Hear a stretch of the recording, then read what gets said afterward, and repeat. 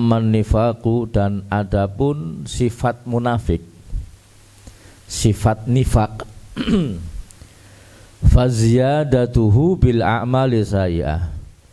Nifaq ini hadirin akan muncul, munafik ini dalam diri kita akan muncul, akan bertambah dengan amal keburukan.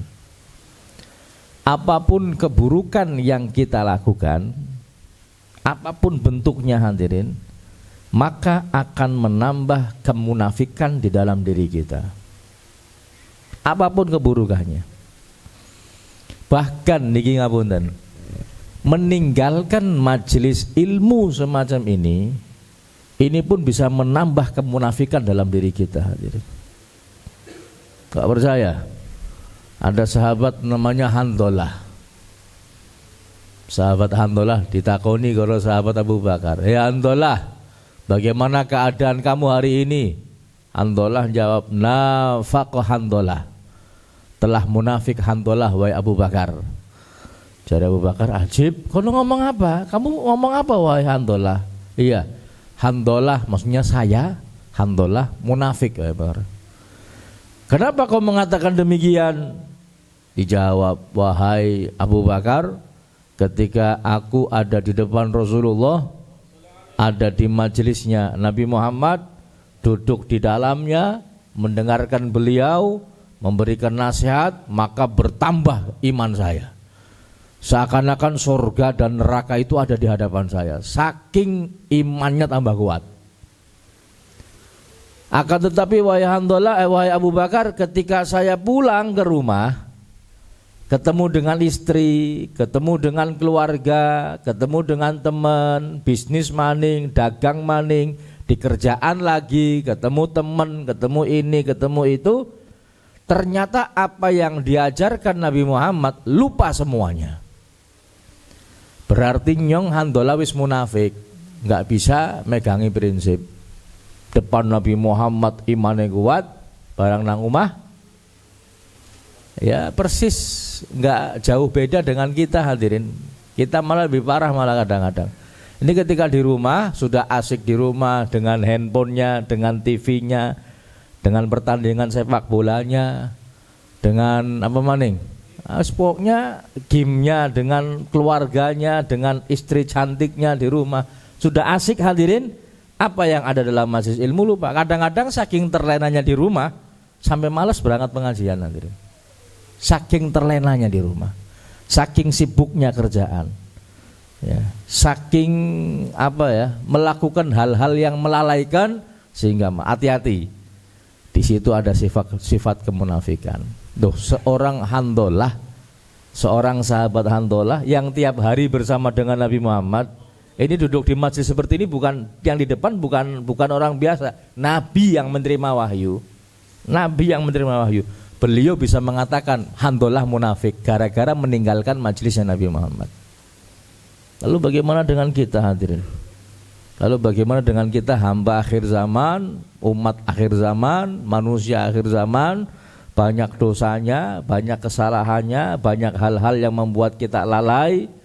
Ya, perbuatan lalai nggak usah dicari hadirin, datang sendiri membuat kita lalai, nggak usah direncanakan. Apalagi merencanakan satu perbuatan yang lalai untuk meninggalkan perbuatan yang baik, bahaya. Na'udzubillahi min. Maka nifak ini bisa bertambah, kemunafikan yang ada dalam diri kita. Sebab apa? Sebab amal keburukan, perbuatan buruk, perbuatan dosa. Apa saja? Mintarkil wajibat. Yang dimaksud dengan amal keburukan adalah meninggalkan kewajiban. Menuntut ilmu wajib betul? Menuntut ilmu wajib enggak? Wajib. Meninggalkan kewajiban, munafiknya bertambah. Wartikabil muharramat, melakukan perbuatan-perbuatan yang haram, munafiknya bertambah. Sifat munafiknya apa? Bertambah. Kama qala Nabi sallallahu alaihi wasallam, man adnaba dzamban, barang siapa yang melakukan satu dosa, barang siapa yang melakukan satu dosa, nukita fi qalbihi nuktatun sauda, maka apa? Maka di dalam hatinya ini akan ada satu titik hitam. Satu apa? Titik hitam. Setiap kali perbuatan dosa, satu titik hitam. Fa in taba thuqila qalbuh. Apabila hamba tersebut bertaubat dari dosa yang dilakukan, thuqila qalbuh, maka mengkilap hatinya.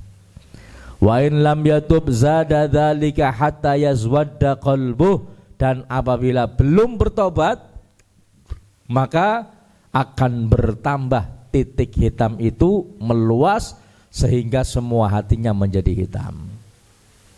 Na'udzubillahi min dzalik.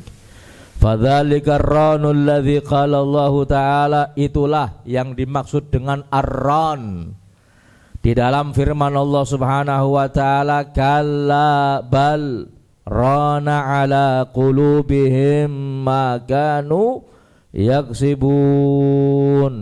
Allah Subhanahu wa taala berfirman, kalla, sekali-kali tidak, ya, bal rana ala qulubihim ma kanu yaksibun, sebenarnya apa yang selalu mereka usahakan itu menutupi hati mereka.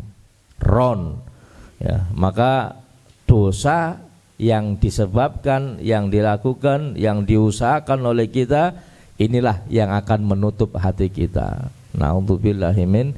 Orang kalau sudah biasa berbuat dosa, hadirin, berbuat maksiat, dia tidak akan merasa bersalah ketika meninggalkan kewajiban. Enggak akan merasa bersalah. Gue ngomongnya enak nemen, kon dening meninggalkan kewajiban. Lah Gusti Allah Maha Pengampun, kon kau sing ngomongi kawan Gusti Allah Pengampun nih. Orang sudah biasa meninggalkan banyak dosa, akhirnya meninggalkan kewajiban seakan-akan enggak ada beban, hadirin. Atau dia melakukan dosa pun enggak ada beban. Kenapa? Karena hatinya sudah tertutup. Kalau hatinya sudah tertutup enggak bisa.